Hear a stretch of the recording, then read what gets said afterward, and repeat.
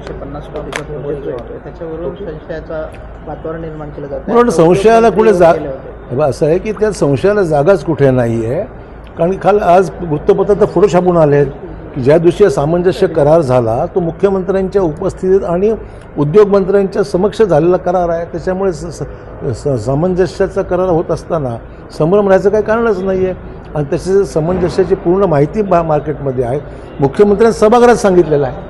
ते म्हटलं की मी संभ्रमात आहे याबद्दल मला संभ्रम दूर होईल. आता मला वाटतं ह्या सगळ्या चर्चेनंतर संभ्रम दूर होईल त्यांचा. पैसे चलनाचे तुटवडा तुम्ही पत्र पाठवलं असं आहे की नांदेड जिल्ह्यामध्ये सध्या चलन तुटवडा जाणवतो आहे. रिझर्व्ह बँकेला विनंती केलेली आहे की बा किमान 200-250 कोटी तरी पाठवा. नॉर्मल गरज 400-450 कोटी तरी असते असं माझं माहिती आहे. त्यामुळे साधारण 200-250 कोटी तरी मिळाले. लग्न सरायचे दिवस आहेत. परत आपल्याला आता पीक पाण्याची गरज पडणार आहे. पुढे पीक पाणी याची खरीपाची तयारी करावी लागणार आहे.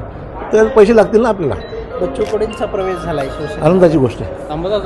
पाणी टंचाई पाणी टंचाई उन्हाळा तीव्र आहे. मराठवाड्यात विदर्भात खूप ऊन आहे. पाणी जपून वापरावं लागेल.